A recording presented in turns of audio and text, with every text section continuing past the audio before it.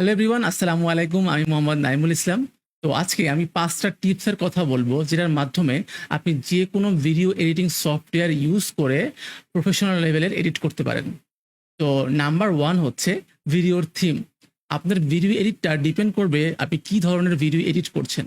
যদি আপনার video documentary টাইপের হয়, তাহলে আপনি ইনফরমেশন টাইপের বেশি আ ফুটেজ বা বি-রোল এগুলো বেশি ইউজ করবেন। যদি আপনার ভিডিও ক্রাইম টাইপের হয়, তাহলে আপনি এরকম ব্লাডস, তারপর হচ্ছে বিভিন্ন আ অনেক আগের ফুটেজ বা বিভিন্ন ধরনের পেপার কাটস যেগুলো থাকে, এ ধরনের ভিডিও বেশি ইউজ করবেন।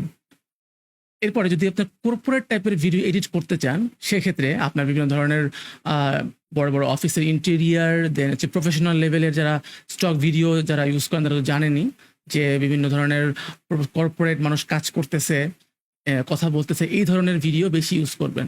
সেকেন্ড হচ্ছে ভিডিওর ফন্ট। ফন্ট হচ্ছে খুবই গুরুত্বপূর্ণ একটি জিনিস। কারণ যেকোনো ফন্ট আপনার ভিডিওর এই মিনিংটাকে চেঞ্জ করে ফেলে। লাইক আমরা হরর মুভিতে যে ধরনের ফন্ট দেখি, সে ধরনের ফন্ট কিন্তু আপনার কর্পোরেট বা বিভিন্ন ধরনের ইভেন্টে ইউজ করা হয় না। তো এটা টোটালি ডিপেন্ড করে হচ্ছে আপনি কি ধরনের ভিডিও এডিট করছেন। এবং প্রিমিয়ার প্রোতে নরমালি ডিফল্টে যে ফন্টগুলো থাকে, সেই ফন্টগুলো আসলে অত ভালো লাগে না। এজন্য আমরা বাহির থেকে বিভিন্ন থার্ড পার্টি ফন্ট ইউজ করব।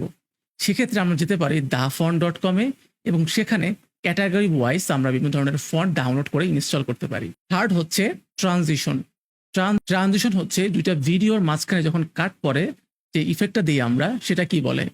তো আপনি যখন গেমিং ভিডিও বা মিউজিক ভিডিও এডিট করবেন, সেক্ষেত্রে আপনি প্রচুর রকমের গ্লিচ, তারপরে শেকি, এই ধরনের ট্রানজিশন ইউজ করবেন।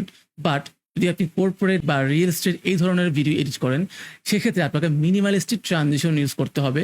Like zoom in, zoom out, কিংবা পুশ ইন, পুশ আউট, অথবা সুইচ প্যান, অথবা লাইট লিক্স, এই ধরনের। তবে লাইট লিস্টটাও কিন্তু ওয়েডিং ভিডিওর ক্ষেত্রে অনেক ভালোই কাজে দেয়। ফোর্থ হচ্ছে ভিডিওর সাউন্ড। দেখেন, আমি এখন যে ভিডিওতে কথা বলছি, এটার সাউন্ড কিন্তু আমার একটা মাইক্রোফোন থেকে আলাদাভাবে নেওয়া। ক্যামেরার সাউন্ড এবং মাইক্রোফোনের সাউন্ড কিন্তু টোটালি ডিফারেন্ট। ক্যামেরার সাউন্ডের যে কোয়ালিটি থাকে, তার তুলনায় মাইক্রোফোন সাউন্ডের অনেক বেশি ভালো আউটপুট দিবে।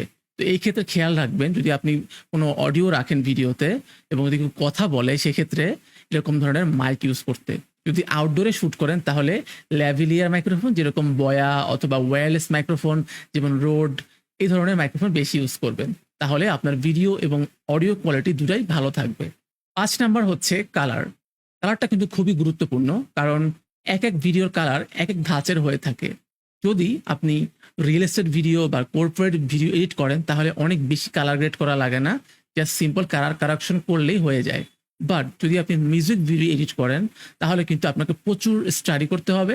কারণ মিউজিক ভিডিওর থিম অনুযায়ী আপনাকে কালার গ্রেড করতে হবে। সেখানে অনেক ক্যারেক্টার থাকে, অনেক লোকেশন চেঞ্জ হয়, অনেক লাইটস থাকে আশেপাশে, অনেক ধরনের মানে এটা ভিডিও যেরকম মিউজিক ভিডিও যেরকম তৈরি করেন আপনারা, এটা মিউজিক ভিডিও যেরকম হয়, আপনারা ইন্ডিয়ান মিউজিক ভিডিওগুলো ফলো করতে পারেন। সেখানে দেখতে পারেন যে অনেক লাইটস ইউজ করা হয়েছে, অনেক ধরনের ট্রানজিশন, অনেক ক্যামেরা ওয়ার্ক। তো এই কারণে আপনার কালারটা খেয়াল রাখতে হবে। এই ছিল আমাদের মোট ৫ টা টিপস। এছাড়াও আরো অনেক টিপস আছে, যার মাধ্যমে আপনি একটা ভিডিওকে সুন্দর করে প্রেজেন্ট করতে পারেন। তো আমি চাইবো যে আপনারা এই টিপসগুলো ফলো করে আপনার নেক্সট ভিডিওটা আমাকে সাবমিট করেন।